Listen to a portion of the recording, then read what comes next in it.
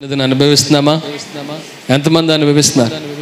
దేవుడు ఉన్నాడండి, ఇక్కడ మనతో మాట్లాడుతున్నాడు, మనందరిని బలపరుస్తున్నాడు, ప్రభువు మనల్ని నడిపిస్తున్నారు. నమ్మిన వారి బిగ్గరగా దేవుని స్తోత్రం చెల్లి. హల్లెలూయా, హల్లెలూయా. సమస్త ఘనత మహిమ ప్రభావాలు మన ప్రభువైన యేసయ్యకే కలుగును గాక. ఆమేన్. మరొకసారి నాకు ఈ మంచి సదవకాశాన్ని దయచేసిన దైవజనులు నాన్నగారికి కుటుంబం ప్రేమ ఉంది, ఆరాధన లేదా? రేపు ప్రేమ విందు ఆరాధన. దేవుడు ఎంతో ఆశీర్వాదకరంగా కూటాలు జరిగిస్తున్నారు. ప్రార్థన ఆలకించిన దేవుణ్ణి మనం ఎంతగానో స్తుతించి ఏ మాట, ఏ వచనము, ఏ పదం వృధా కాకుండా ఈ 4 రోజుల కూటాల్లో దేవుడు మనతో మాట్లాడే ప్రతి మాటను ఎక్కడ పెట్టుకోవాలి? మంచి మాట, నోట్స్లో అంటారేమో అనుకున్నాను నేను, కాదా? హృదయంలో పెట్టుకుని దాచుకుని ధ్యానిస్తూ వాక్య ప్రకారంగా జీవించాలి. అది హల్లెలూయా. గుర్తుండాలి, వినాలి, ధ్యానించాలి, తలపోయాలి, ఇంకొకరికి చెప్పాలి, 10 మందికి చెప్పాలి. అన్నిటికన్నా ముఖ్యంగా వాక్యాన్ని పాటించాలి. గైకొనువాడు విన్నవారు ధన్యులే, ధ్యానించిన వారు ధన్యులే, 10 మందికి చెప్పిన వాళ్ళు ధన్యులే. గై కొనాలి, అది మరీ ధన్యులంట. హల్లెలూయా. కాబట్టి ఎంతో వ్యయ ప్రయాసలకు వచ్చి కూటాలు పెట్టారు. ఎంతో కష్టపడి, ఎంతో ఖర్చు పెట్టి, ఎంతో ప్రయాసపడి జరిగించిన ఈ కూటాల్లో దేవుడు మాట్లాడారు. దేవుని మాటలు విన్నాం, హృదయంలో భద్రపరుచుకొని వాక్య ప్రకారముగా మనం జీవించుదుముగాక. ఆమేన్, ఆమేన్.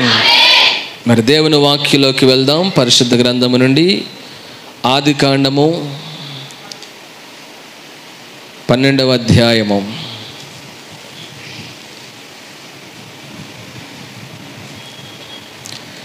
చక్కని సంగీతం అందిస్తున్న రాజన్న టీంకి మరొకసారి ప్రత్యేక వందనాలు తెలియజేస్తున్నాను.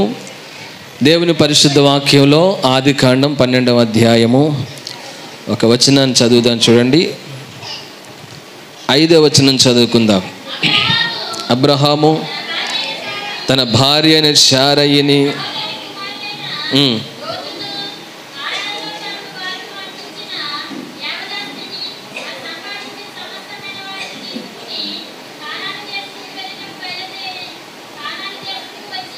కనాను దేశమునకు వెళ్ళుటకు బయలుదేరి కనాను దేశమునకు వచ్చిరి. చిన్న ప్రార్థన చేసుకుందాం. మా పరమ తండ్రి, చదవబడిన వాక్యాన్ని మా కొరకై దీవించండి. ఈ వాక్యములో నుండి కూడి వచ్చిన మా అందరితో మీరే మాట్లాడండి. నీ మాటలను మేము విని గ్రహించి హృదయమందు భద్రపరుచుకుని దివారాత్రము ధ్యానిస్తూ వాక్య ప్రకారంగా జీవించడానికి సహాయించి మా దేవా, ఇక ముందు మీరు మాతో ఉండి మమ్మల్ని నడిపించి మహిమ ఘనత ప్రభావాలు మీరే పొందమని యేసయ్య నామములో అడుగుచున్నాము తండ్రి. ఆమేన్, ఆమేన్. ఆదికాండం 12వ అధ్యాయం అనగానే మనకి ఎవరు గుర్తొస్తారు? అబ్రహాముని దేవుడు పిలిచాడు. వాళ్ళ ఊరు నుండి ఎక్కడికి పిలిచాడు? కనాను దేశానికి. నేను నీకు చూపించే దేశానికి వెళ్ళు అన్నాడు దేవుడు. అబ్రహాం బయలుదేరి కనాను దేశానికని. ఇక్కడ ఒక వింతైన మాట అంటారో, విచిత్రమైన విషయం అంటారో, మీకు అర్థమైందో లేదో, కనాను దేశమునకు వెళ్ళుటకు బయలుదేరి కనాను దేశమునకు వచ్చిరి అని ఉంది. అవునండి, అలాగే ఉందా? కనాను దేశమునకు వెళ్ళుటకు బయలుదేరి. అదేంటి, కనాను దేశం వెళ్ళడానికి బయలుదేరి కనాను దేశం వెళ్ళరా? మరి ఎక్కడికి వెళ్తారు? అమలాపురం వెళ్ళడానికి బయలుదేరి ఎక్కడికి వెళ్తారు? అమలాపురం వెళ్తారు. ఇందుపల్లి వచ్చి ఆగిపోతారా? అబ్రహాం గురించి ఇలా ఎందుకు రాశారు? కనాను దేశం వెళ్ళాడు అనొచ్చు కదా. కనాను దేశం వెళ్ళడానికి బయలుదేరి కనాను దేశమే వెళ్ళాడు. ఇది ఇంకా బాగుంది. బండార్లంక వెళ్ళడానికి బయలుదేరి బండార్లంక వెళ్ళారు. సాకూరు వెళ్ళడానికి బయలుదేరి నేను సాకూరే వచ్చాను, గున్నెపల్లి ఆగిపోలేదు. అయితే అబ్రహాం జీవితంలో అలా జరిగింది. మరి 11వ అధ్యాయము 31వ వచనం ఒకసారి చదవండి పూర్తిగా.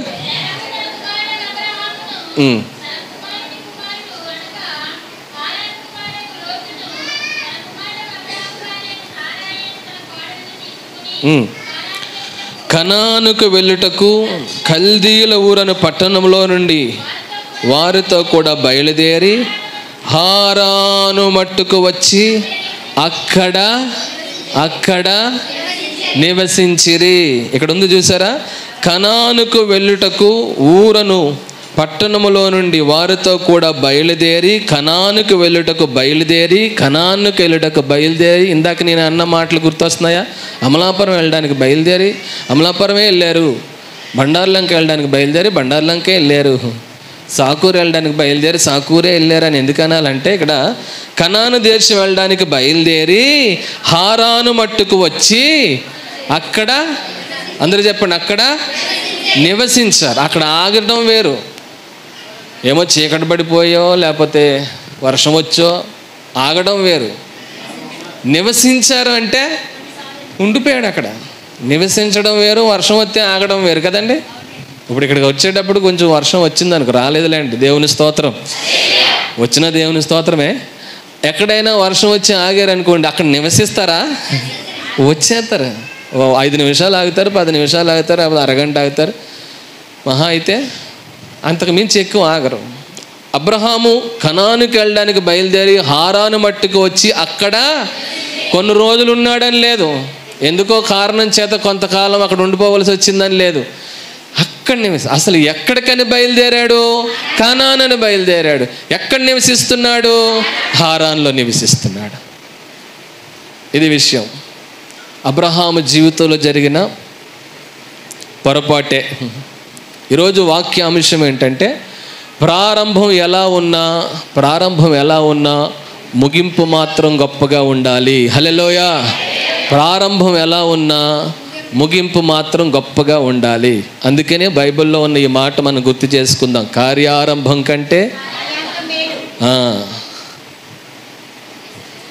ఒక గొప్ప భవనాన్ని కట్టడం, ప్రారంభించడం పెద్ద విషయం ఏం కాదు, కట్టి చూపించాలి మొత్తం. అంటే మధ్యలో ఆపేసిన వాళ్ళు నేను ఏమంటలేదు అనుకోండి, అంటున్నాను. ఏదన్నా ఒక స్టడీ, ఒక కోర్సు, ఒక డిగ్రీ చదవడం ప్రారంభించడం వేరు అమ్మా, విజయవంతంగా ముగించాలి, అది గొప్ప. నేను మొదలెట్టే అతను PhD కానీ ముగించనంతే, ముగించాలి, అది ప్రారంభించడం విషయం ఏం కాదు. అబ్రహాము ప్రారంభం కొంచెం అవకతవకలుగా ఉన్నాయి, ప్రారంభం కొంచెం ఒడిదుడుకులుగా ఉన్నాయి, ప్రారంభం కొంచెం డిస్టర్బ్ అయ్యాడు, కానీ ముగింపు మాత్రం గొప్పగా ఉంది. దేవుని స్తోత్రం చెల్లిందా. ఈ రోజున మన అబ్రహాము అనగానే విశ్వాసుల తండ్రి, విశ్వాసులకు మాదిరి, గొప్ప వీరుడు, ఆహా ఓహో అని గొప్ప విషయాలన్నీ చెప్పుకుంటున్నాం, కానీ అతను ప్రారంభం బైబిల్లో ఉన్నదే ఒప్పుకుందాం, చెప్దాం, ప్రారంభం సరిగా లేదు. ఒక చోట కానీ బయలుదేరి మీద వెళ్ళాడో, గాడిద మీద వెళ్ళాడో, మొత్తం మీద ఆగితాగితానే వెళ్ళాడులేండి. ప్రయాణాలు పూర్వకాలంలో డైరెక్ట్ లేవు, ఆగితాగితేనే. ఎందుకని? చీకటి పడితే ఆగడం, టెంట్ వేయడం, ఆ నైట్ అక్కడ ఉండటం, మళ్ళీ తెల్లాలేసి ప్రయాణం చేయడం, వర్షం వస్తే ఆగడం, గుడారం వేయడం, అలాగా ఆగితాగితా. ఇప్పుడు అంతా నిమిషాల మీద, ఇంకా ముందుకు చెప్పుకోవాలంటే సెకండ్లో ప్రయాణం అయిపోతుంది. ఇప్పుడు సెకండ్లే. అబ్రహాము కాలంలో ప్రయాణం ఆగితాగితేనే జరిగింది. హారానికి వచ్చి మొత్తం ఉండిపోయాడు. ఇంకా 2 రోజులు ఉండి బయలుదేరతాడేమో, 4 రోజులు ఉండి బయలుదేరతాడేమో, వారం ఉండి బయలుదేరట్లా. ఎందుకు వచ్చాడు ఇక్కడికి? ఎక్కడికి వెళ్దామని బయలుదేరాడు? ఇక్కడ ఎందుకు ఆగిపోయాడు? ఏమీ లేదు, busy busy busy busy busy busy అయిపోయాడు. ఇంతగా ఎందులో బిజీ అయిపోయాడో ఇందాక మనం చదువుకున్న 12వ అధ్యాయం 5వ వచనంలో, 12వ అధ్యాయం 5వ వచనంలో ఉంది చూడండి. అబ్రహాము తన భార్య అయిన శారయిని, లోతును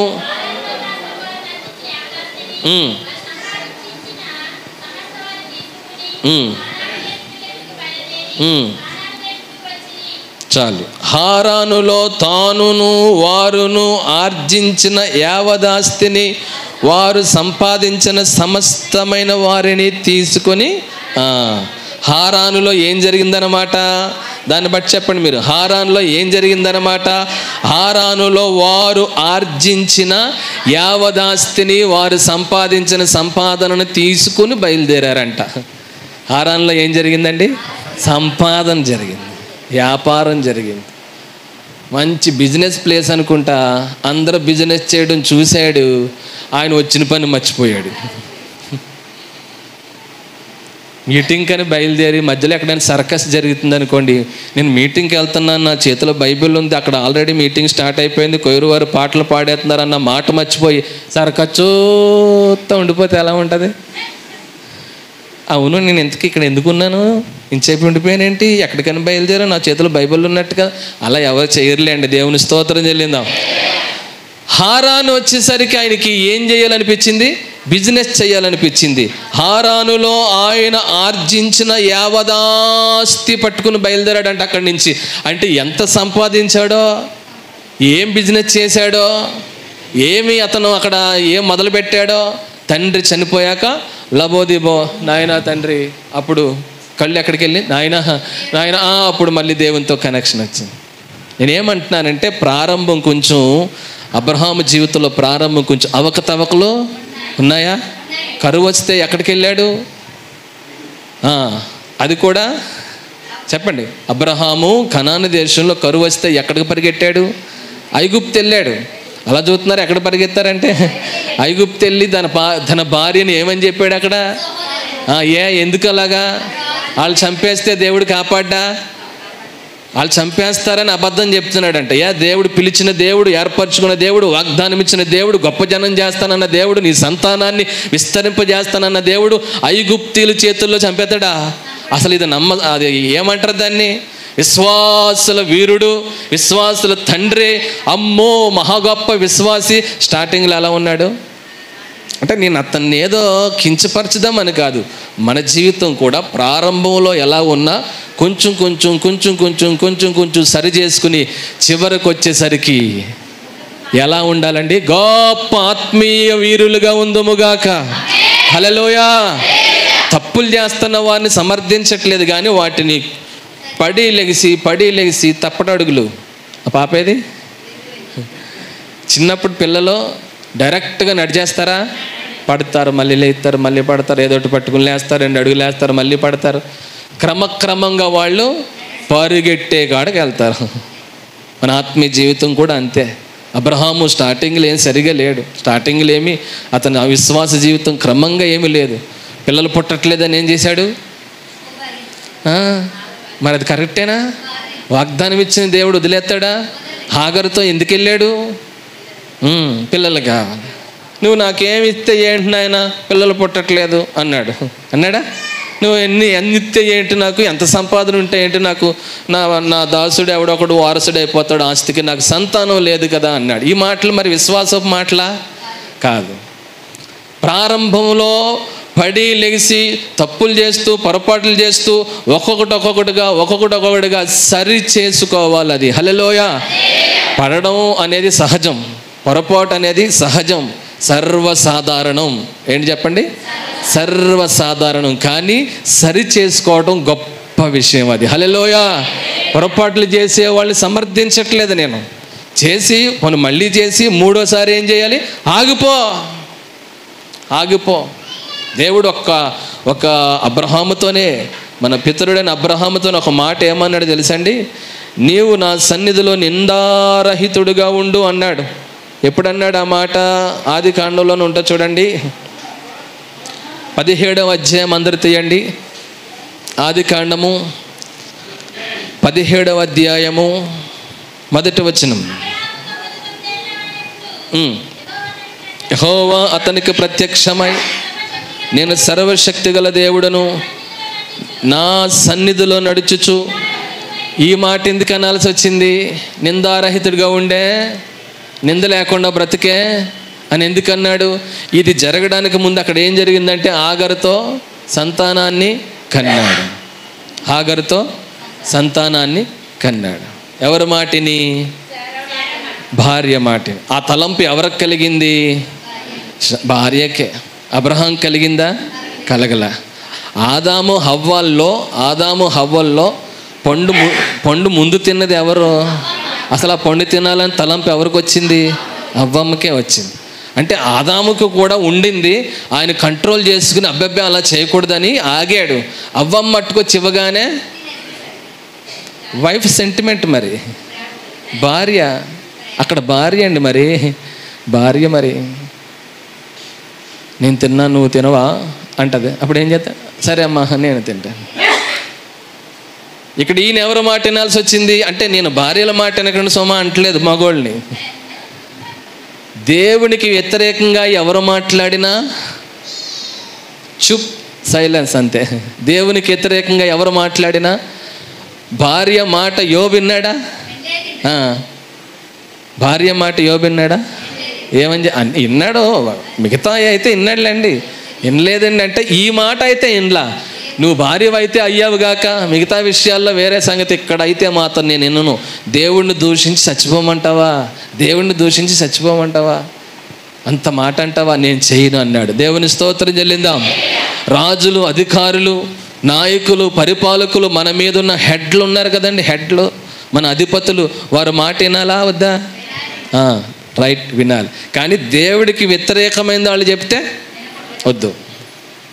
దేవుడికి వ్యతిరేకమైన రాజులు చెప్పినా, దేవుడికి వ్యతిరేకమైన అధికారులు చెప్పినా, దేవుడికి వ్యతిరేకమైన మన ప్రియమైన స్నేహితులు చెప్పినా, దేవుడు వద్దన్నది మనకు కావాల్సిన వాళ్ళు చెప్పినా, దేవుడు చేయొద్దన్నది మనకి ఇష్టమైన వాళ్ళు చెప్పినా, చివరికి మనకి ఇంట్లో వాళ్ళే చెప్పినా, దేవుడు వద్దన్న దానికాడ మనం ఆగిపోవడమే మంచిది. హల్లెలూయా, హల్లెలూయా.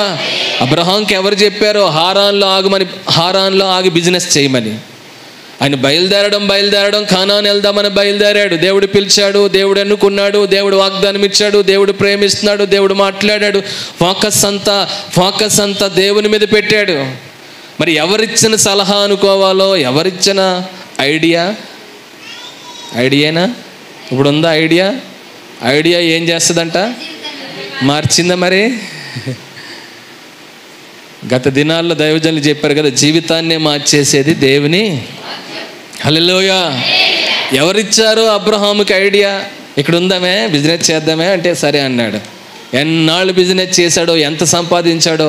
తండ్రి చనిపోయాడు అక్కడ మరలా దేవుని వైపు చూసి బయలుదేరి ఈసారి కానాను దేశానికి వెళ్ళడానికి బయలుదేరి, చెప్పాలందరూ, కానాను దేశం వెళ్ళడానికి బయలుదేరి ఇంకెక్కడ ఆగలేదు. ఒకవేళ ఆగిన 2-3 రోజులు ఆగి వెళ్ళిపోయాడు అంతే. ఇంకెవరు ఎన్ని చెప్పినా, ఒకసారి చేస్తాను పొరపాటు, అంత మాట చేయను, ఒకసారి పప్పులో కాలేస్తాను. ఎందులో? ఏం పప్పు? ఏదో పప్పు. ఒక్కసారి వేస్తాను పప్పులో కావాలి, అత్తమాట అయిను.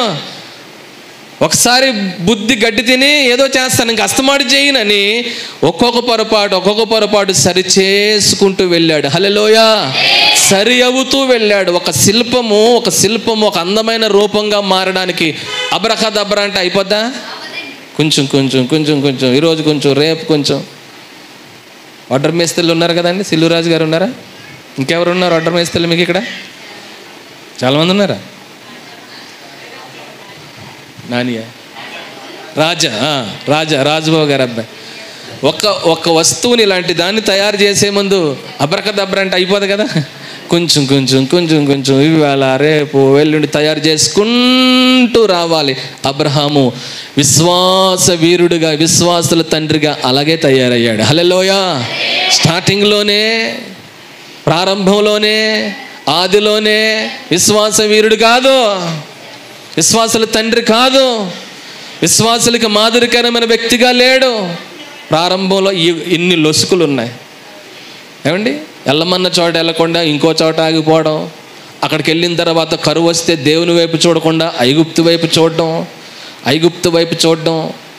అబ్రహాం తర్వాత ఇస్సాకు కాలంలో కూడా కనాను దేశం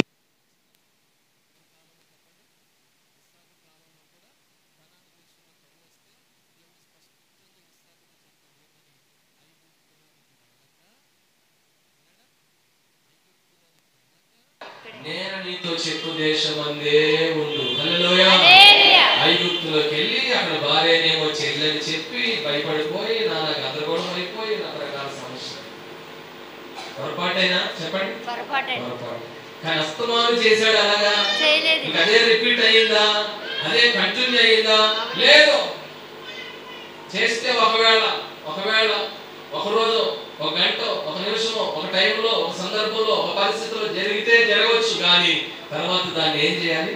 సరి చేసుకుందుముగాక. అంతకంతకు సెట్ అవ్వాలి తప్ప ఎప్పుడు చూసినా నేను ఇక్కడే ఉన్నాను, ఎక్కడే సోకంగులు అంటే అక్కడే ఎక్కడున్నా అంటే ఇక్కడే ఉన్నాను. అలా కాదు, క్రమక్రమంగా అబ్రహాం ఎలా తయారయ్యాడు, రూపుదిద్దబడే శిల్పం అంతకంతగా రోజు రోజుకి చివరికి వచ్చేసరికి అందమైన రూపంగా ఎలా మారిపోతుందో అబ్రహాం అలా తయారయ్యాడు.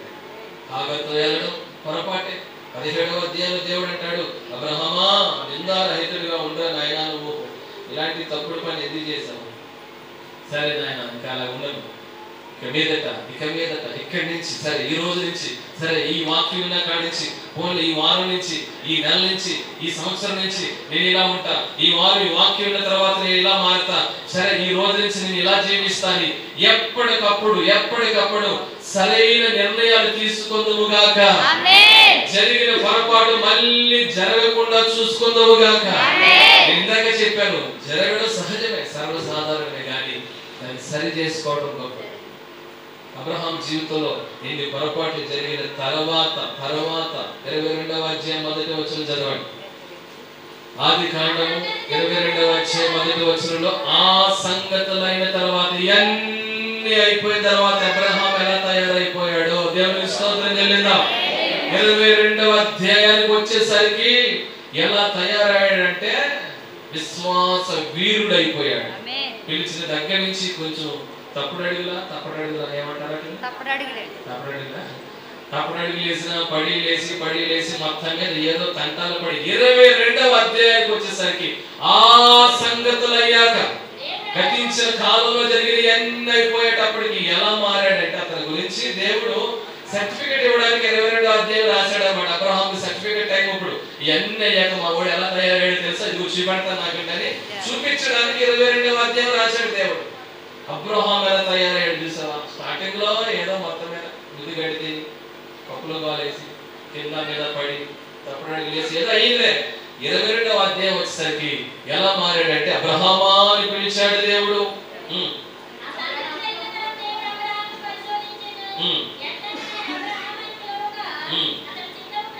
చిత్తము ప్రభువా, నేను నీకు ఒక్కడైన నీ కుమారుని అనగా నీవు ప్రేమించి ఇస్సాకును మోరియా దేశానికి వెళ్ళి అక్కడ నేను నీతో చెప్పబో పర్వతములలో ఒకదాని మీద దహన బలిగా అతను అర్పించమని చెప్పినప్పుడు 3వ వచనం,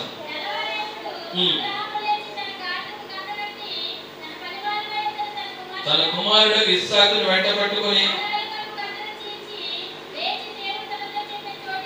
వెళ్ళేను. గట్టిగా దేవుని స్తోత్రం తెలియదు.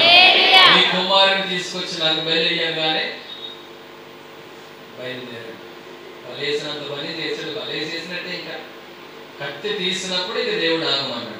విశ్వాస వీరుడు, దేవుడు ఏం చెప్తే చేసే వ్యక్తి, ఎంతో నమ్మకంతో దేవుడి మీద విశ్వాసంతో ప్రభు మాటకు తను తాను అప్పగించుకున్న వ్యక్తి అయిపోయాడు. హల్లెలూయా. గమనిస్తే అబ్రహాం జీవితంలో అధ్యాయం తర్వాత అధ్యాయం, వచ్చిన తర్వాత వచనం, వచ్చిన తర్వాత వచనం, అధ్యాయం తర్వాత అధ్యాయం, అంతకంతకు ఏమయ్యాడు తెలుసండి? షైనింగ్ వచ్చేసాడు.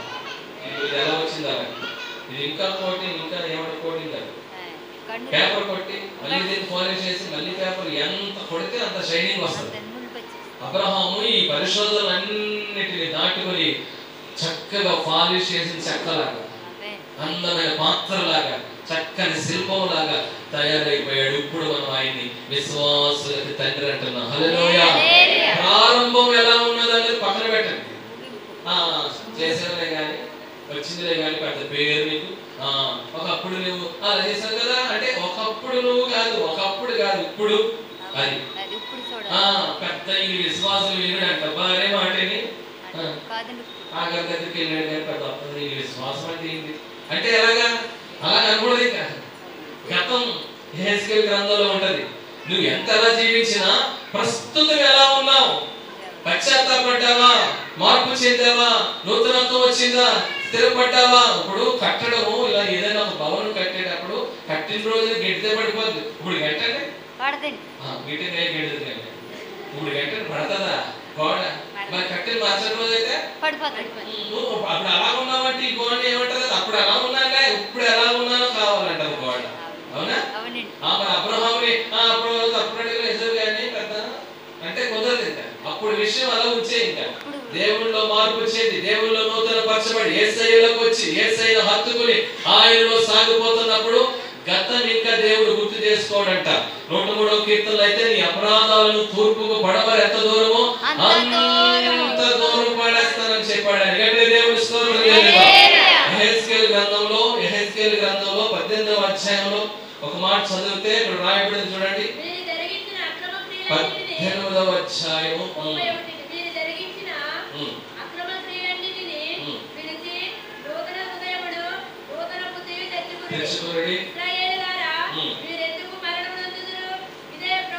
ఇదే ప్రభువు యెహోవా వాక్కు. 23 నుంచి చదవండి. 18వ అధ్యాయం యెహెజ్కేలు గ్రంథం 23. దుష్టులు మరణం నందుచునే నాకు ఏమాత్రమైన సంతోషము కలుగునా?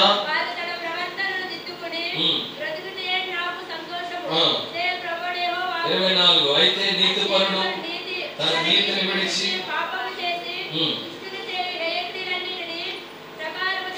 జరిగించిన ఎడల బ్రతుకునా?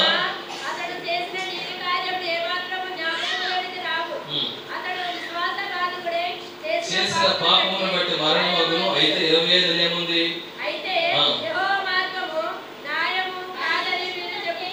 26 చదవడమా? నీతిపరుడు తన నీతిని విడిచి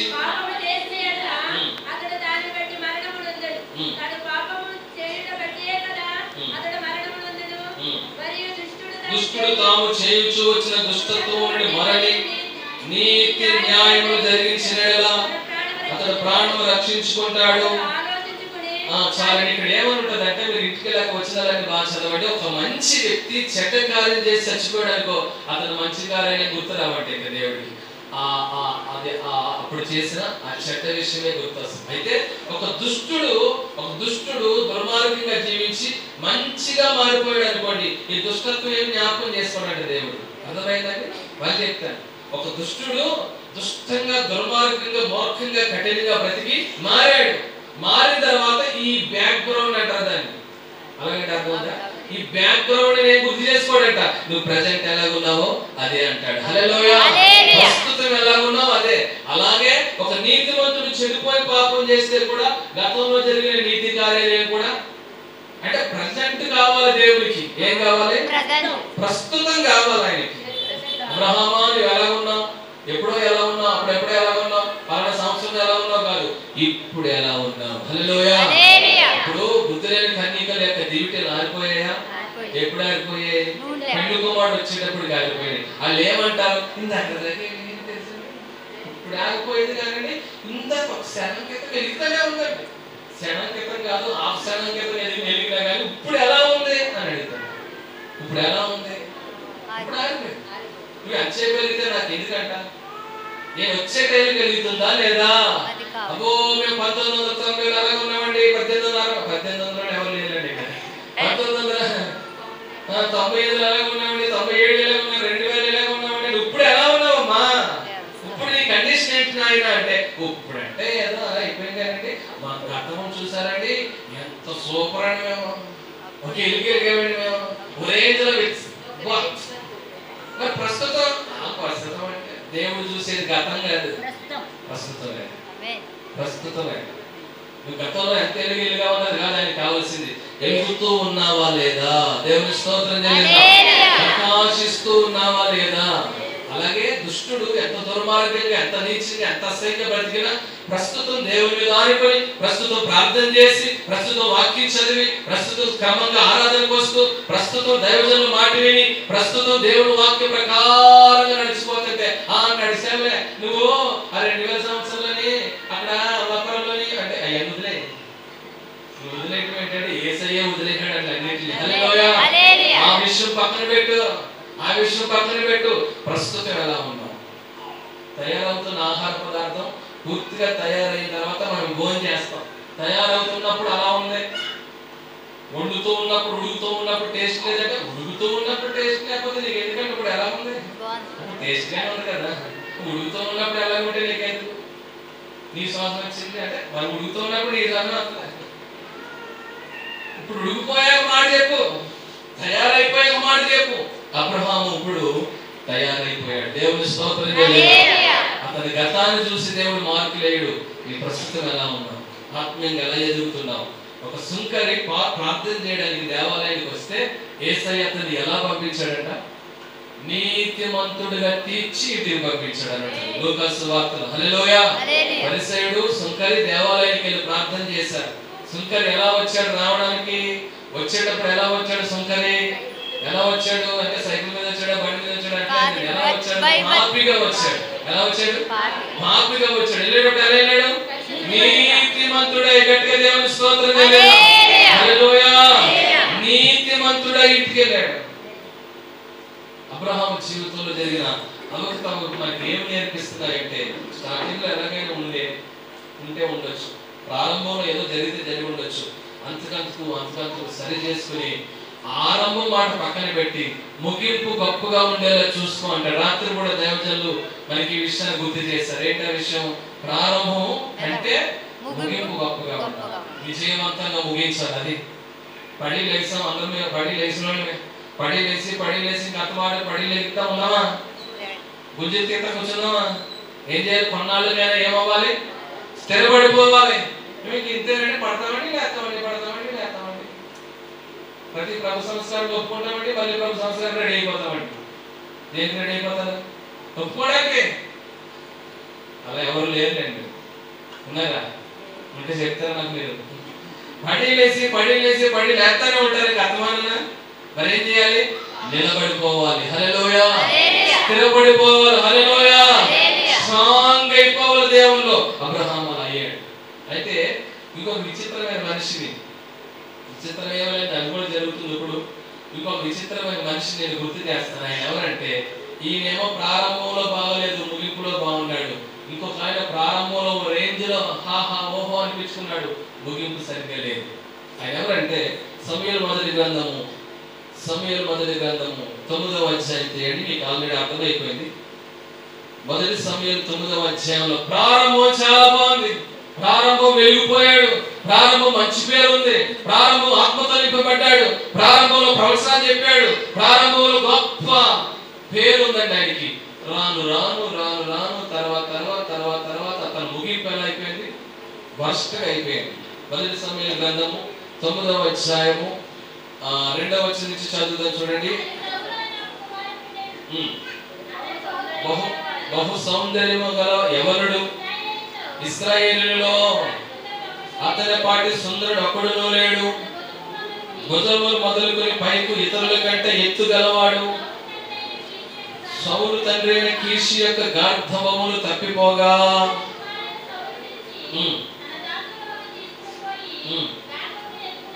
చెప్పినప్పుడు సౌలు ఏం చేశాడంటే 4వ వచనంలో తండ్రి చెప్పినట్లుగానే బయలుదేరి గార్ధవములు వెతకడానికి వెళ్ళాడు. చాలు, ఇటు వినండి.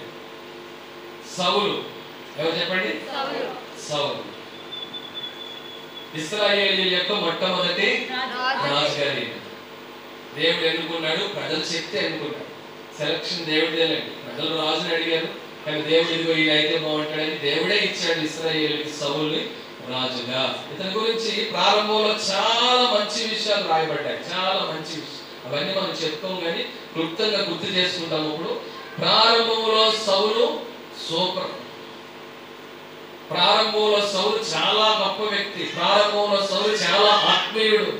ప్రారంభంలో సౌలు ఏ సౌలు? పౌలుగా మారిన సౌలు కాదు, ఇక్కడ రాజైన సౌలు, ఇశ్రాయేలు మొదటి రాజైన సౌలు ప్రారంభంలో చాలా గొప్ప వ్యక్తి. అతను గొప్పతనాల్లో ఒక గొప్పతనం చెప్తారు వినండి. వాళ్ళ నాన్నగారు ఒకసారి సౌలు పిలిచి, నాయనా మన గార్ధవములు తప్పిపోయాయి, వెతికి రమ్మన్నాడు. ఏం తప్పిపోయాయి చెప్పండి అంటే? గాడిద. మన గాడిద తప్పిపోయి ఎక్కడికి వెళ్ళిపోయినా కనపట్లేదు, తెలియట్లేదు. అడిగి చూసాను, చుట్టూ వెతిగా ఎక్కడ లేవు.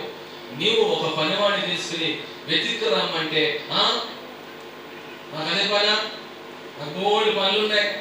యవనస్తులు కదండి, యవనస్తుల యొక్క సమాధానాలు ఉన్నాయి. నాయన అమలాపురం విక్టరీ బజార్కి వెళ్ళి సరుకులు ఎక్కడా, లేకపోతే పలానా కిరాణా షాప్కి వెళ్ళి ఈ సరుకులు తీసుకురా, లేకపోతే పలానా ఆంటీ గారి దగ్గరికి వెళ్ళి మాట చెప్పాడు. చదువుకోవాలి, చదువుకున్నా చదవకండి. హోంవర్క్ ఉంది నాకు బోర్డు అంతా లేదు, ఫ్రెండ్ ఇంటికి రావాలి. ఈ సమాధానాలు వస్తాయా? కానీ సౌలు అయితే వాళ్ళ నాన్నగారు చెప్పిన మాటిని సరేనా వెళ్తాను. ఎందుకు వెళ్ళాలి? గార్ధవములు తగ్గిపోయా, వెతికి రావాలా, వెతుకొస్తానని బయలుదేరాడా లేదా? అది సుగుణమా కాదా? మంచి లక్షణమేనా? చెప్పట్లేదు మీరు?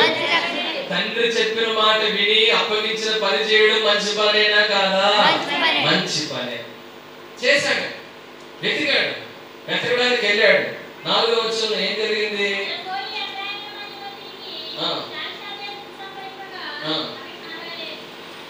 కనబడలేదు. చదవండి.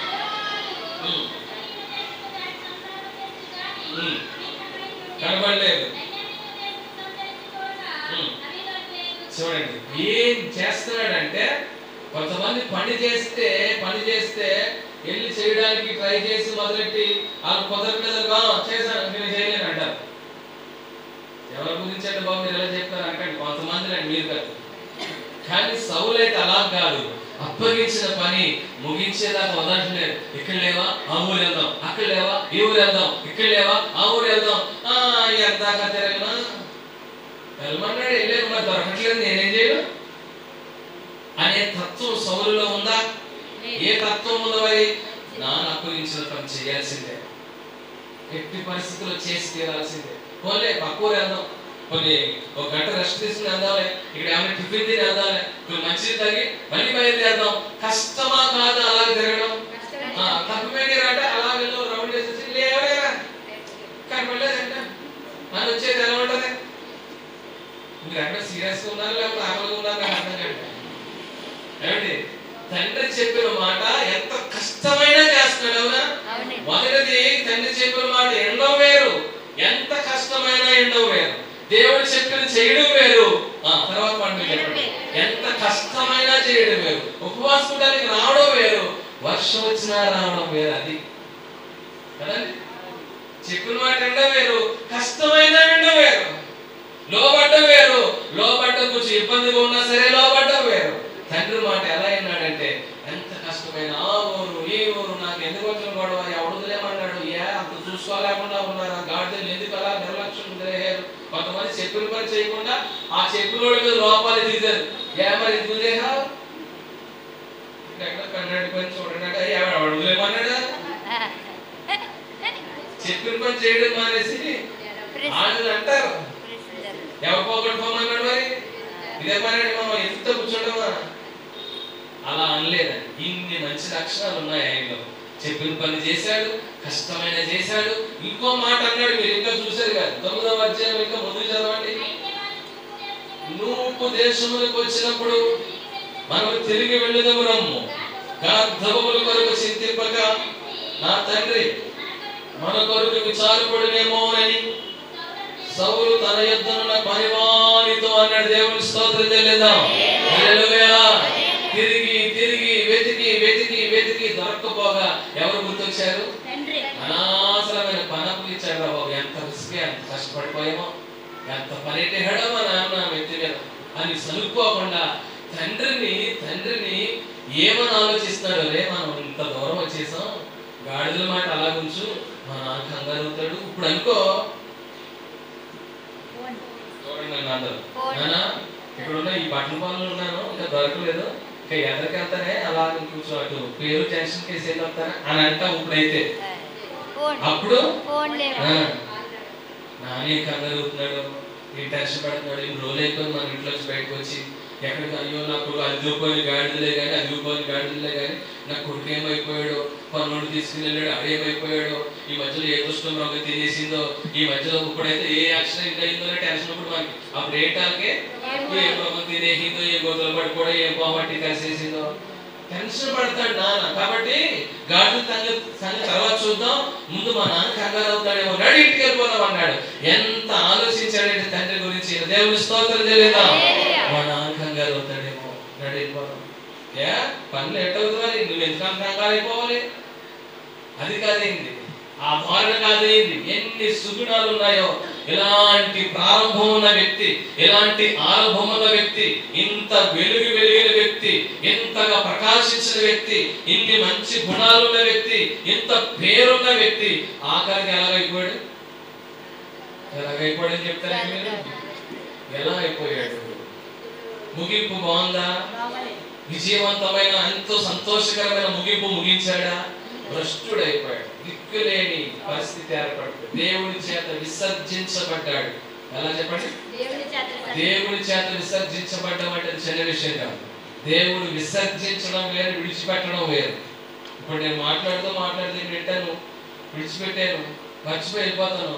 రేపో ఆనకో రాత్రి అటుకో చెట్టు వెళ్ళిపోతాను. విడిచిపెట్టయితే మళ్ళీ పట్టుకెళ్ళిపోతాం. విసర్జిస్తే మీరు ఏమనుకోకండి, విసర్జన అంటే దీన్ని అంటారు. అక్కడ పాడేసి వచ్చి మళ్ళీ అంటామా? విసర్జన అని దీన్ని అంటారు. విసర్జించామంటే మళ్ళీ దాని జోలికి వెళ్ళాం. సౌలు దేవుడు విడిచిపెట్టాడా, విసర్జించాడా? ఇంకా అస్సలు ఆ సౌలు పాపం చూడాలనుకోలేదు. అంత దుస్థితి కొని తెచ్చుకున్నాడు. ప్రారంభం మాత్రం ఎలా ఉంది? అందుకే ఒక మాట మరి ఎందుకన్నారో తెలియదు కానీ ఆంధ్రులు ఇదే మాట ఎక్కడో చోట అడిగితే మీకు లైఫ్ సైలెంట్ అయిపోయింది. ఎవరికి తెలియదు, నాకే తెలిసేది. ఆంధ్రులు ఆరంభ సూర్యులు అంట. ఇప్పుడు చెప్పండి, ఆంధ్రులు అంటే ఆరంభంలో చాలా బాగుంటది, అలాంటి గట్టిగా ఉంటుంది. తర్వాత ఆరంభంలో సూరత్వం కనపరుస్తారు, ముగింపులో ఏమీ ఉండదంటారు. అంటే అది ఆంధ్రులకైనా ఎవరికి ఉండదండి?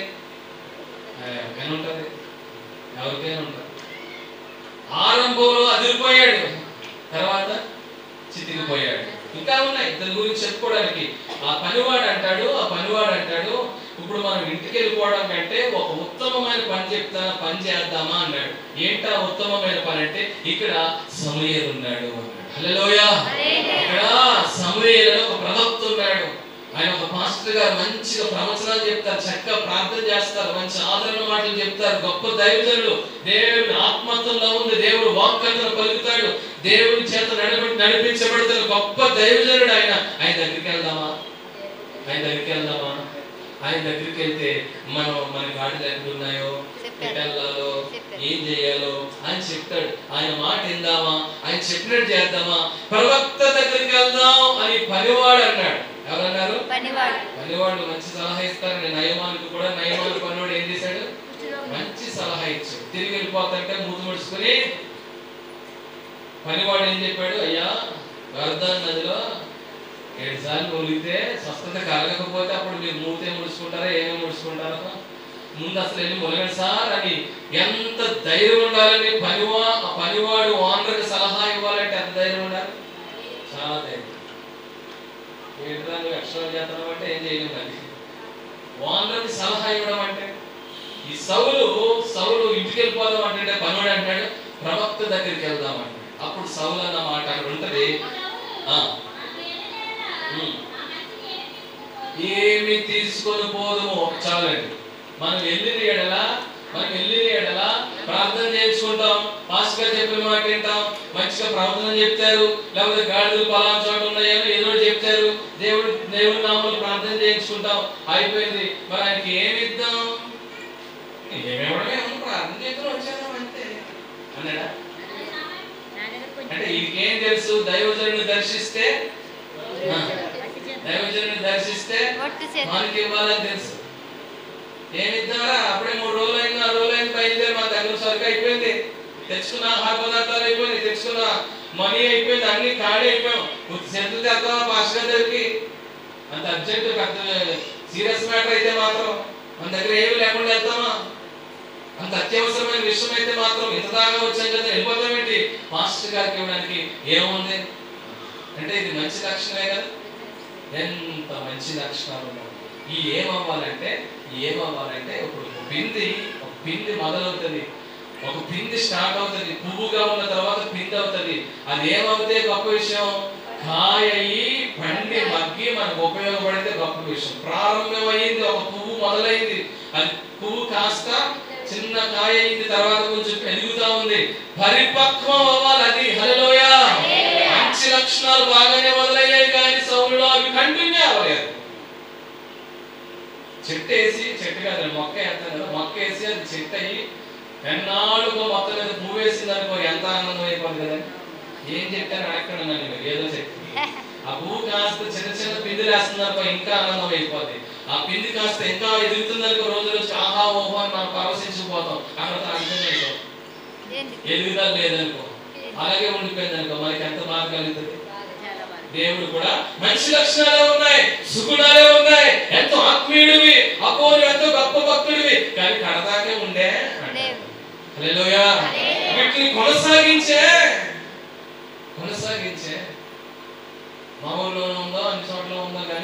బుద్ధి బుధారం దాకా ఉండాలి.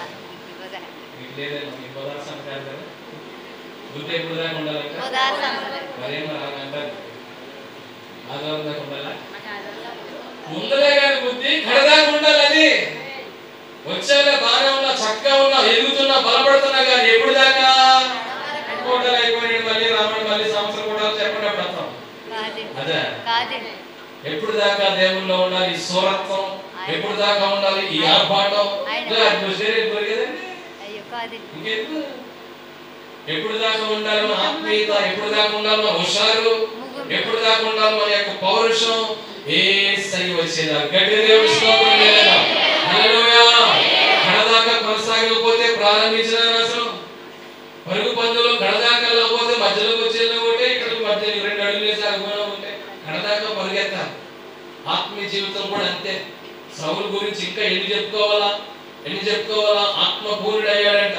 చూడండి, చదువుదాం 10వ అధ్యాయము 10వ వచనం చదువుదాం. మొదటి సమూయేలు గ్రంథం 10వ అధ్యాయం 10వ వచనము. వారు ఆ కొండ దగ్గరికి వచ్చినప్పుడు ప్రవక్తల సమూహం అతనికి ఎదురుపడగా ఎవరి మీదకి వచ్చింది? చదవండి. అతడు వారి మధ్య ఉండి ప్రకటన చేయించుండెను. పూర్వము అతన్ని నెరిగిన వాళ్ళందరూ అతడు ప్రవక్తల్లో కూడి ప్రకటించుట చూచి కీషు కుమారుడికి సంభవించినది ఏమిటి, సౌలును ప్రవక్తల్లో ఉన్నాడా అని ఒకరితో ఒకడు చెప్పుకొనిరి. దేవుని స్తోత్రం చెల్లిందా? ఏం చేస్తున్నాడో తెలుసండి, తెలుసా? ఇందాక చెప్పుకున్నాం, ఇప్పుడు దాకా చెప్పుకున్నాం అతనిలో ఉన్న మంచి లక్షణాలు. ఇక్కడ ఇంకో మంచి లక్షణం ఉంది, ఏంటంటే ఆత్మతో నింపబడి ప్రవచనాలు చెప్తున్నాడు. ఏం చేస్తున్నాడండి? ఆత్మ పూర్ణుడై ప్రకటన చేస్తున్నాడంట. వీడు ప్రవచనం చెప్తాడు. ఆశ్చర్యపోయారంట అతను చూసి. ఆశ్చర్యపోయే విధంగా బ్రతికాడు. అందరూ చూసి అబ్బురిపోయే విధంగా నువ్వు జీవించి, అందరి దృష్టిలో నోరాలిచ్చి నోరెల్లబెట్టి నిన్ను చూసేలాగా బ్రతికి, అందరికి ఆశ్చర్యం కలిగించి, అందరి దృష్టిలో గొప్ప పేరు పొంది, అందరి దృష్టిలో ఆహా ఓహో అనిపించుకుని దానిని పాడు చేసుకోవద్దన్నాడు దేవుడు. ఏం చేయాలి మరి? అందుకనే గలతీ పత్రికలో అపోస్తలుడైన పౌలు అన్నాడు, ఆత్మానుసారంగా ప్రారంభించి శరీరానుసారంగా ముగింతురా. అక్కడ ఉన్నది అన్నమాట గలతీ పత్రికలో. మీరు ఎంత ఆర్భాటంగా మొదలెట్టారు ఆత్మీయ జీవితాన్ని, ఇలాగైపోయారేంటి? ఆత్మానుసారంగా జీవించి శరీరానుసారంగా ఎండ్ అవుతారా మీరు? ఏమైందిరా బాబు, ఎవరు మిమ్మల్ని ఏం చేశారు, ఇలా తయారయ్యారేంటని పౌలు గారు గలతీ పత్రిక రాస్తూ అన్నాడు అన్నమాట. ఆత్మీయంగా ఉండేవారు కదా, మంచిగా ప్రార్థన చేసేవారు కదా, చక్కగా దేవుని ఎదిగేవారు కదా, ఏమైంది మీకు అని గలతీలకు రాస్తూ పౌలు గారు ఖండించిన విషయం మనకి తెలుసు. అపోస్తలుడైన పౌలు గారు చెప్పిన మాటలు అక్కడ రాయబడ్డాయి. ఏమైంది? ప్రారంభం ఏమైంది? మీ తొలి ప్రేమ, దేవుల్లో మీకు ముందున్న ప్రేమ ఇప్పుడు కరువైపోయింది అంటాడు ప్రకటన గ్రంథంలో యోహాను. ఆదిలో ఉన్న ప్రేమ, ఆదిలో ఉన్న ఆసక్తి, ఆదిలో ఉన్న ఉద్యమం ఏమైపోయింది? అప్పుడు ఎంతో సంతోషించాం కదా, అప్పుడు ఎంతో ఆనందించాం కదా. పాస్టర్ గారు ఆనందించారు, తోటి విశ్వాసులు ఆనందించారు, గ్రామం ఆనందపడింది, దేవుడు సంతోషించాడు. ఒక పువ్వు వచ్చినప్పుడు, ఒక పిండి వచ్చినప్పుడు అలాగే ఆనందిస్తారు. కానీ అది కొనసాగి కాయై పంటై అని ఉపయోగపడితే ఇంకెంత సంతోషం. ఒకటే దేవుని ప్రవక్తల్లోకి వెళ్ళిపోయాడు, అంత స్థాయికి వెళ్ళిపోయాడు సౌలు. ఇంకా ఉంటారు 10వ అధ్యాయంలోనే 26వ వచనం 10:26 చదవండి. సౌలు గిబియాలోని తన ఇంటికి వెళ్ళిపోయాను.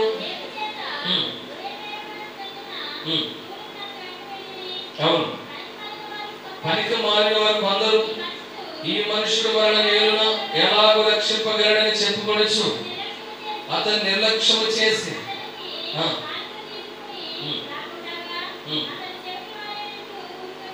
ఊరకుండరి.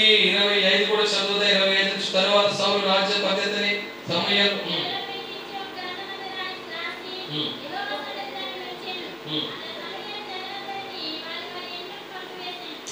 సౌలు మనల్ని పరిపాలిస్తాడా? సౌలు మనకు రాజా? ఈడేం చేస్తాడు అన్నారు కొంతమంది సౌలు. వాళ్ళ మాటల్ని చెవిటి వాడైనట్టు పట్టించుకోలేదంట. 10వ అధ్యాయంలో అతడు చెవిటి వాడైనట్టు ఊరకుండెను. సౌలుని గణపరచకుండా, సౌలు గౌరవించకుండా, రాజు అయిన తర్వాత అతనికి ఇవ్వాల్సిన మర్యాద అతనికి ఇవ్వకుండా, ఈడ పెద్ద ఊడబడుతాడా, పెద్ద ఓడిగాడేంటిడా అన్నవాళ్ళు నిర్లక్ష్యంగా ఏవేవో మాట్లాడుతున్నారు. వాళ్ళు వేసేద్దామా రాజా, ఒకప్పుడు ఇలా అన్నారు కదా, మనల్ని ఇంత మాట అన్నారు కదా, ఇప్పుడు దేవుడు మనకి గొప్ప జయం ఇచ్చాడు, గొప్ప స్థితికి మనం వచ్చేసాం, వాళ్ళు ఏం చేద్దామంటే వాళ్ళు ఏం చేయొద్దులే అన్నాడు. ఆ మాట ఉంటది 12వ అధ్యాయం అనుకుంటే చూడండి. 12వ అధ్యాయంలో 12లో 14 చదువుదాం. మనం నీళ్ళు గాలికి వెళ్ళి 11-14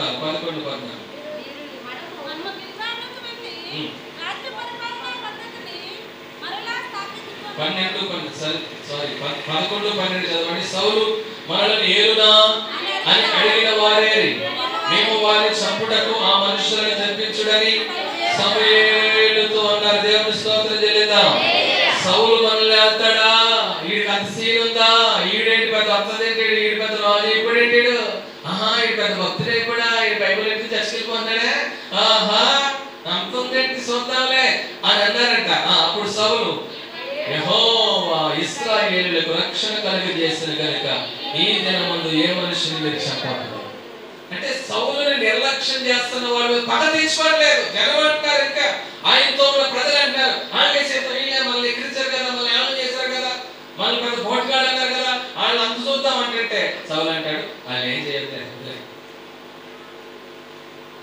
నేను సింహాసనం ఎక్కిన తొలి రోజు మీరు ఏమన్నారా, ఎక్కిరించారు కదా నన్ను, రండి మీ పని ఉంది, ఆ టైప్ కాదు అలాంటిలా. సరే సరే ఇప్పుడు కాదు, వాళ్ళు మనం ఏమనద్దులే, ఇలాగా నేనేమంటారు మరి, మీరు పేరు పెట్టండి. అతను వ్యతిరేకిస్తున్న వాళ్ళు మీరు పగ తీర్చుకోకుండా దేవుడికే వదిలేసిన సౌలు ఏమన్నది, మంచి వ్యక్తి, తగ్గించుకున్నాడు, తను తాను దేవుడి వైపు గురి పెట్టాడండి. అన్ని మంచి సుగుణాలు. దేవుడు వెళ్ళాలి. వాక్యం ఆలకిస్తున్న ప్రియ సహోదరి సహోదరులారా, మంచిదే. మందిరానికి వచ్చినప్పుడు, బాప్తిసం పొందినప్పుడు, ప్రభువులో సాగుతున్న తొలి దినాల్లో ఉన్న ఆ సుగుణాలన్నీ మంచియే, ఆ ఆత్మీయత అంతా మంచిదే, ఆ రక్షణలు ప్రారంభంలో ఎదుగుదలంతా కరెక్టే. కానీ ప్రభు అంటున్నాడు, ఈ మధ్యాహ్న కాలం దేవుడు మనకి చెప్తున్నాడు ఏమనంటే, అంతము వరకు ఉండాలి. హల్లెలూయా. కడదాకా ఉండాలి, విజయవంతంగా ముగించాలి. అపోస్తలుడైన పౌలు అన్నారు, నేను మీకు చెప్పి మీకు బోధించి మిమ్మల్ని హెచ్చరించి మీ మీద పెద్ద బడాయి చేసేసి నేనెక్కడ పడిపోతాను అని ఏమంటాడు, ఎప్పటికప్పుడు నన్ను నేను సరి చూసుకుంటూ జాగ్రత్త పడుతున్నాను అన్నాడు ఆయన. హల్లెలూయా. అంత గొప్ప ఆత్మీయుడు, అంత గొప్ప యోధుడు, దేవుని సేవకుడు, దేవుని చేతిలో బహుబలంగా వాడబడిన అపోస్తలుడైన పౌలు గారు అంటారు, నేను ఎప్పటికప్పుడు జాగ్రత్తగా ఉంటున్నాను. ఎందుకని, ప్రారంభంలో ఒక అపోస్తలుడే, ప్రారంభంలో చాలా బాగా సేవ చేశాడు పౌలు గారు, దేవుని కోసం దెబ్బలు తిన్నాడు పౌలు గారు, దేవుని కోసం అవమానాలు భరించారు పౌలు గారు, ఎన్ని సంఘాలు కట్టారు తెలుసా, ఎన్ని పత్రికలు రాశారు తెలుసా, ఎంత అభిషేకమైన వ్యక్తి తెలుసా, 3వ ఆకాశానికి వెళ్ళిన గొప్ప వ్యక్తి తెలుసా. కానీ తర్వాత అయిపోయాడు అన్న పేరు రాకూడదు నాకని, ఆ పరిస్థితికి వెళ్ళకూడదని కడదాకా సచ్చేదాకా ఈ విశ్వాసాన్ని కాపాడుకుంటున్నాను అన్నాడు ఆయన. హల్లెలూయా. తిమోతి 2వ పత్రికలో ఆ మాట అంటాడు, మంచి పోరాడుతున్నాను అన్నది అయిపోయింది ఆ రోజు ఇంకా ఆయన పని. అప్పుడు అన్నాడు ఆ మాట, నేను ఇక జీవితం ముగిస్తున్నాను, అమ్మాయ విజయవంతంగా ముగించాను నాయన. నా ముగింపు ఎలా ఉంటుంది అనుకున్నాను. చదవండి 2వ తిమోతి 4వ అధ్యాయము.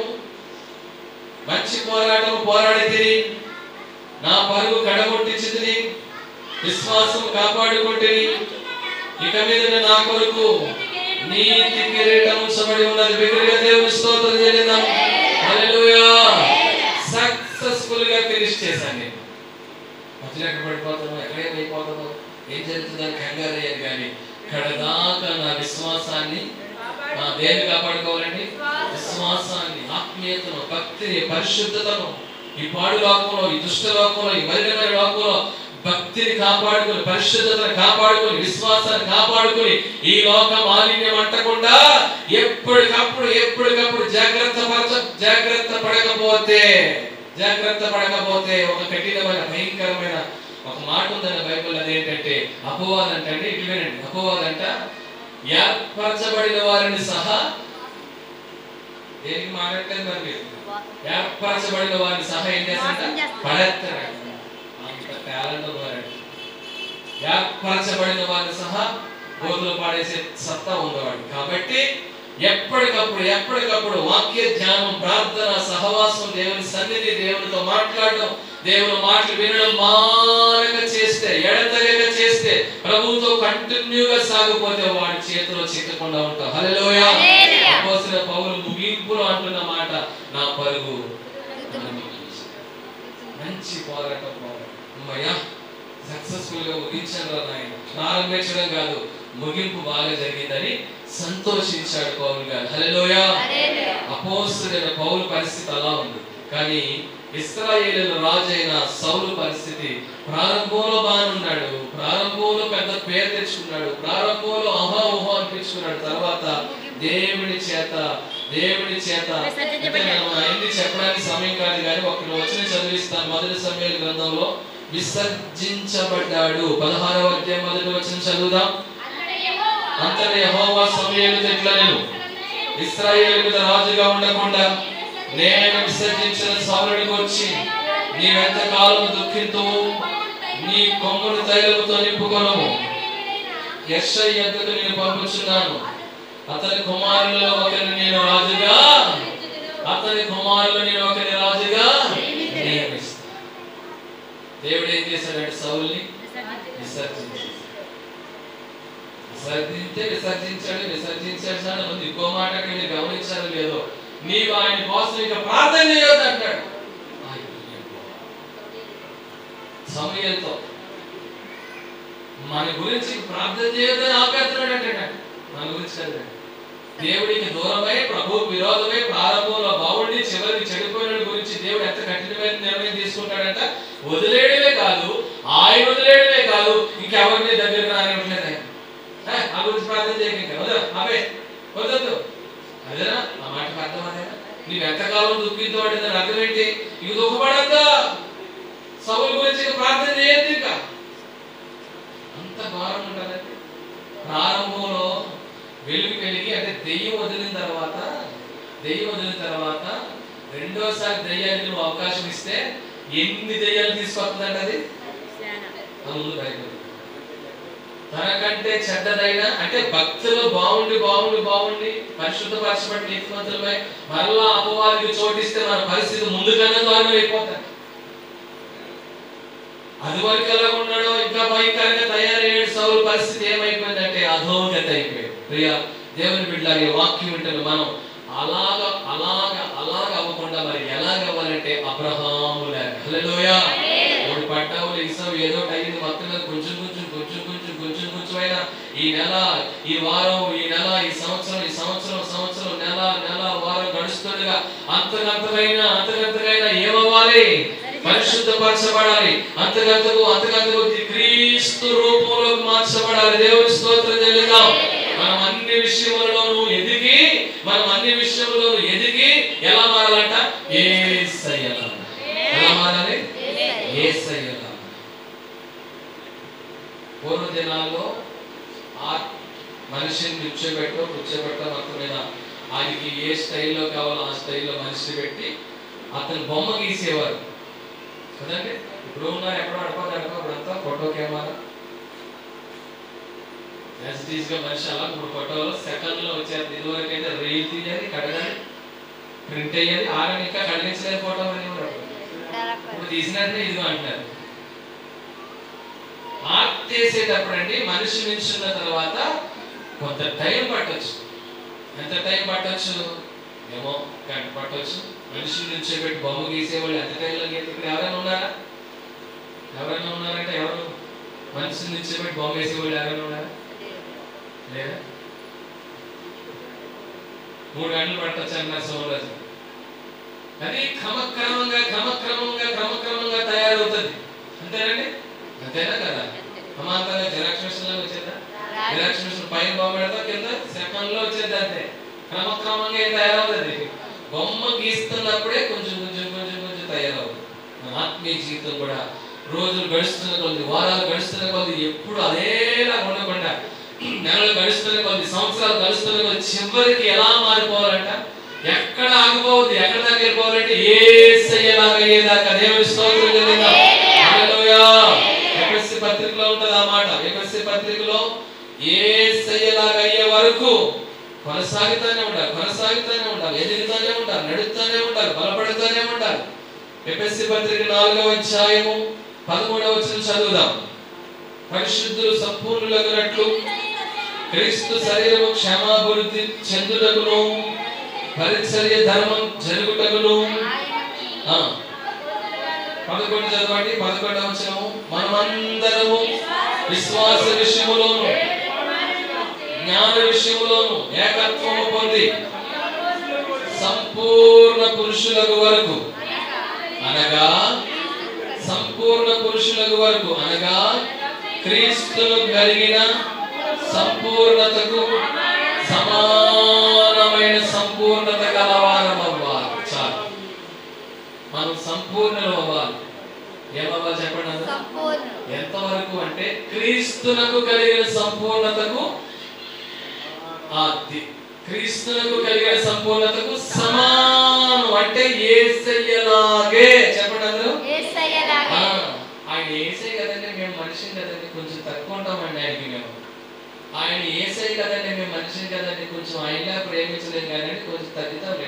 ఆయన యేసయ్య కదండి, మేము మనిషిని కదండి, మేము ఆయనలాగా ఉండలేదు కానీ కొంచెం ఆయన్ని ఒక జాన్ తక్కువ, ఇంచు తక్కువ, బాగా తక్కువ కాదు. యేసయ్య ఏమన్నాడు?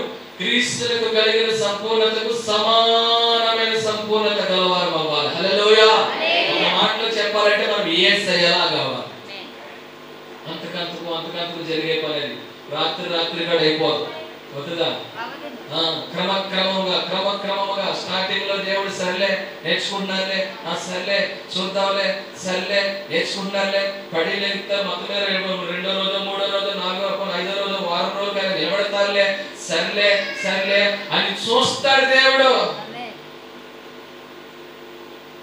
నేను అలాగే చెప్పగలనంటే ఇశ్రాయేలీయులు ప్రారంభంలో కూడా నువ్వు ఇదేం చేస్తావు, నువ్వు అదేం చేస్తావు, నీ వల్ల ఇది ఎక్కడ అవుతుందిలే దేవుడా, నువ్వు చేయగలవా దేవుడా, అదా ఇదా అని సరిగారు కదండి. తొలగించి ఉన్న టాలెంట్ వాళ్ళకి అదేంటది? సనుగుడు.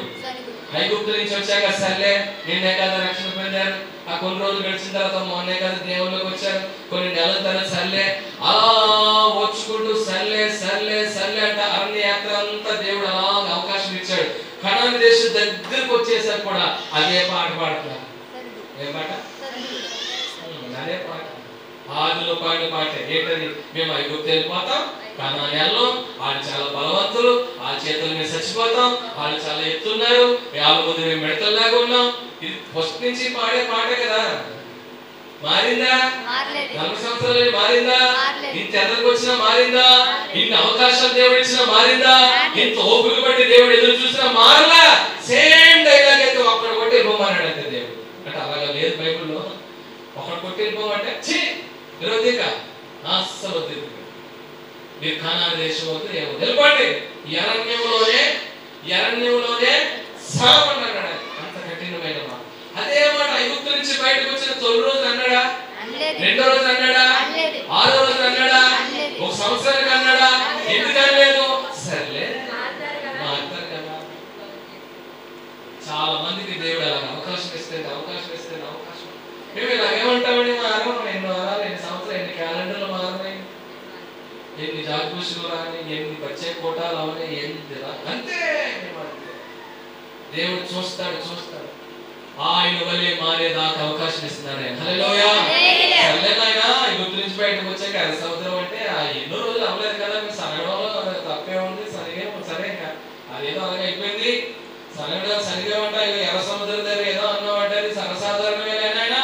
రాను ఎన్ని సంవత్సరాలు, ఎన్ని వారాలు, ఎన్ని నెలలు అయిపోయింది. ఇంత కాలానికైనా మేము అలాగే ఉండేలాగా.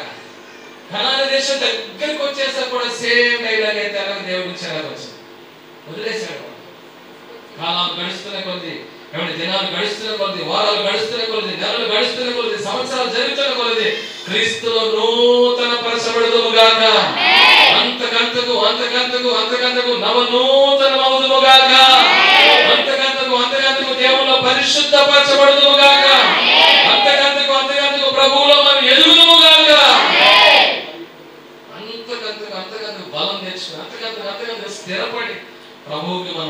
చేసుకోలేదు. ఇదిగో నాయన పోయిన వారం మీద బెటర్, పోయిన నెల మీద బెటర్, ఇదిగో ఇంకొంచెం మెరుగవుతాను వచ్చే నెల, ఇంకొంచెం అలాగ నేను పడి లేసి మొత్తం మీద తప్పుడడి లేసి నీలో నిలబడిపోతాను నాయన అని దేవుడికి చూపించాలి తప్ప నువ్వు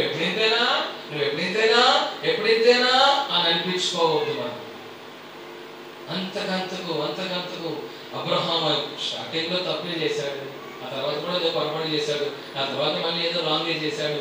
అలాగే ఉన్నాడు అబ్రహాము? లేడు. ఎంత పేరు తెచ్చుకున్నాడు. హల్లెలూయా.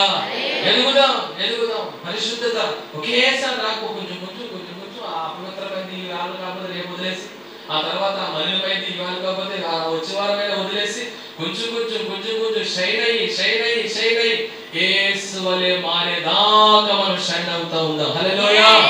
క్రీస్తు రూపంలోకి మార్చబడదాం. హల్లెలూయా. మనల్ని చూస్తే యేసయ్యను చూసినట్టుగా ఉండాలి. నేను కోరుకోవట్లేదు, అలాగే యేసయ్య కోరుకున్నారు. యేసయ్య మనల్ని చూస్తే ఎవరిని చూసినట్టు ఉండాలి?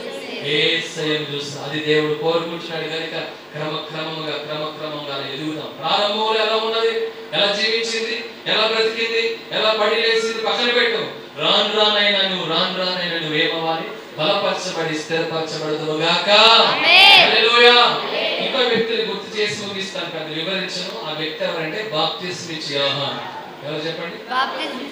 ఈయన ప్రారంభంలో చాలా గొప్ప దైవజనుడు. మండుచు ప్రకాశించు దీపం,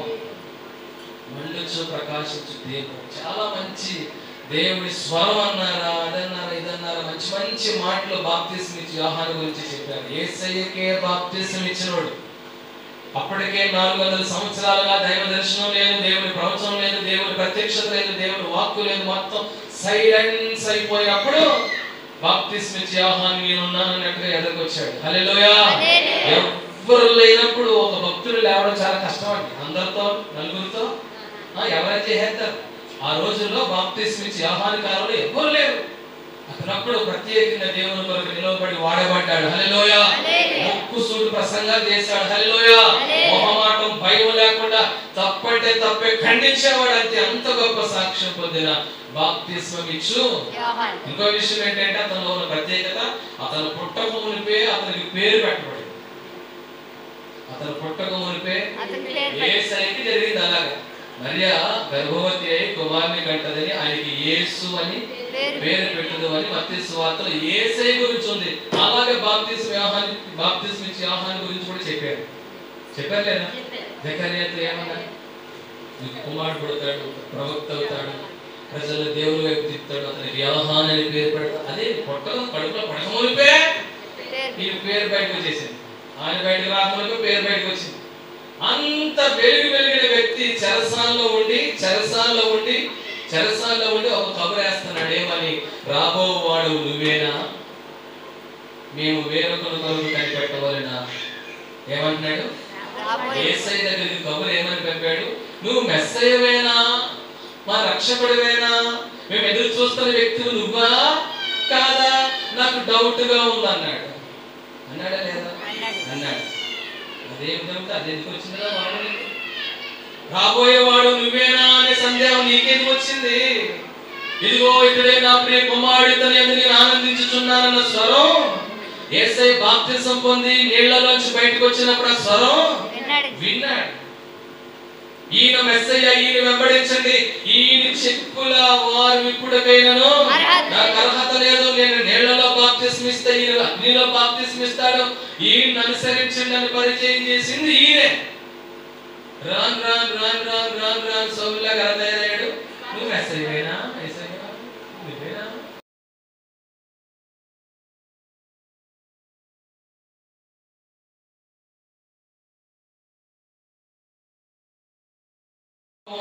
ఆ తర్వాత ఏమైపోయాడు? లాస్ట్ భ్రష్టుడైపోయాడు.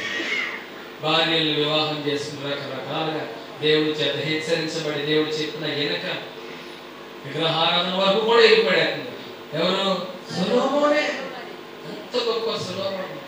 ప్రారంభం ఒకవేళ అవకతవకలుగా ఉన్న ముగింపు ఘన విజయముగా ఉండును గాక. ప్రారంభం ఒకవేళ పడి లేసి ఏదో అయినా కానీ ముగింపు మాత్రం విజయవంతంగా ముగించుదుము గాక. దేవుడి పరిశుద్ధ వాక్యాన్ని మనందరి వెలుగులో దీవించి ఆశీర్వదించును గాక.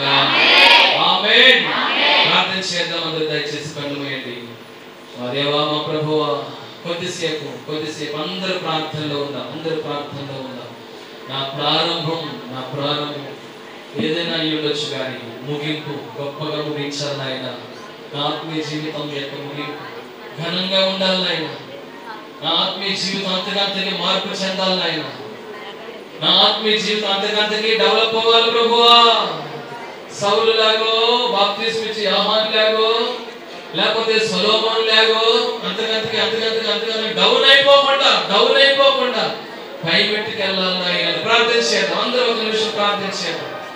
జీవితం, నా ఆత్మీయత, నా బ్రతుకు పరిశుద్ధతలో గాని, నిన్ను సేవించడంలో గాని, నిన్ను ఆరాధించడంలో గాని, నీ మాట వినడంలో గాని, నిన్ను అనుసరించడంలో గాని అంతకంతకు బలపడాలి ఆయన. ఈ వారం కాకపోతే వచ్చి వారు, ఈ రోజు కాకపోతే రేపు, ఈ నెల కాకపోతే వచ్చే నెల, ఈ సంవత్సరం కాకపోతే మరో సంవత్సరం నీలో ఇంకా స్థిరపడాలి. కొద్దిగా నీ వలే మారాలయ్యా. ప్రార్థించేద్దామయ్యా. నీ వలే మారాలయ్యా. అంతకంతకు బలపడ్డాడు అబ్రహాం. అంతకంతకు స్టార్టింగ్ సరిగా లేకపోవచ్చు ఒకవేళ, ప్రారంభంలో తప్పుడు లేచి ఒకవేళ, ప్రారంభంలో పడి లేచాడేమో ఒకవేళ, కానీ అదే కంటిన్యూ అవ్వలేదు. మన జీవితం ఎలా జీవిస్తున్నాం? ప్రభు బిడ్డలారా, ప్రారంభం గొప్పగా ఉండి ముగింపు విషాదకరంగా, ప్రారంభం ఘనంగా ఉండి ముగింపు భయంకరంగా చేద్దామా? కానే వద్దు. అలా వద్దే వద్దు. గొప్ప ముగింపు పలుకుదాం. ప్రారంభంలో ఎంత పేరు తెచ్చుకున్నాం అన్నది కాదు గొప్ప విషయం. అది కడదాకా ఉందా లేదా ముఖ్యం. ఎంత గొప్పగా ఉన్నాం అన్నది విషయం కాదు. అది ఎంతవరకు ఉంటుందన్నది ముఖ్యం. కాబట్టి గమనిద్దాం, వాక్యాన్ని ధ్యానిద్దాం. అందరూ ప్రార్థన చేద్దాం. అందరూ ప్రార్థనలో ఉందాం. ప్రభువా, మీరు మాకు వినిపించిన మాటలను బట్టి వందనాలు. నీలో రూపొందించబడాలి, నీలో సాగిపోవాలి, నీలో బలపడాలి, నీలో ఎదగాలి, నీలో స్థిరపడాలి, నీలో నాటుకోవాలి, నీలో ఫలించాలి, బహుగా ఫలించాలయ్యా.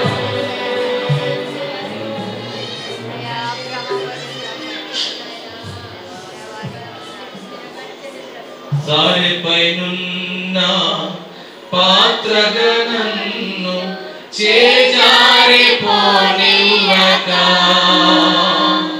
శోధనలెన్నో ఎదిరించినను నన్ను సోలిపోనివ్వక, జారిపైనున్న పాత్రగా నన్ను చేజారిపోనివ్వక, శోధనలెన్నో ఎదిరించినను నన్ను సోలిపోనివ్వక, ఉన్నావులే ప్రతి కలుసున్నావులే ప్రతి అడుగునా, ఉన్నావులే ప్రతి క్షణమునా, కలుసున్నావులే ప్రతి అడుగునా. నీవేగా యేసయ్యా నా ఊపిరి, నీవేగా యేసయ్యా నా ఊపిరి, నీవేగా యేసయ్యా నా ఊపిరి, నీవేగా యేసయ్యా నా ఊపిరి.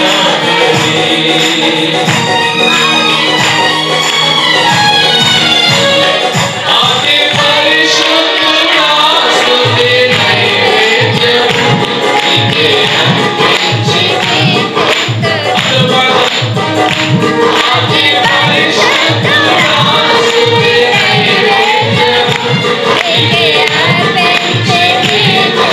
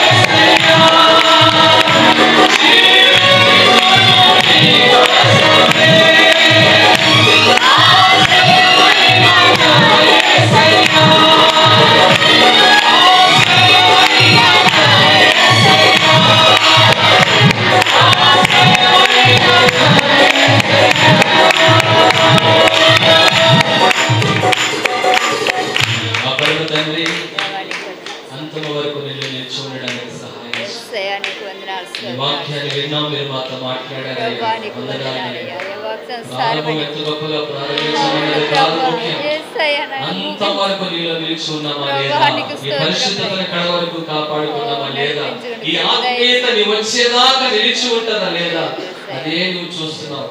దేవా ఈ వాక్యం విన్న ప్రతి ఒక్కరు కూడా ప్రభు వారి వారి జీవితాల్లో మేమందరం నీ వచ్చే వరకు నీలో నమ్మకంగా సాగిపోవడానికి సహాయం.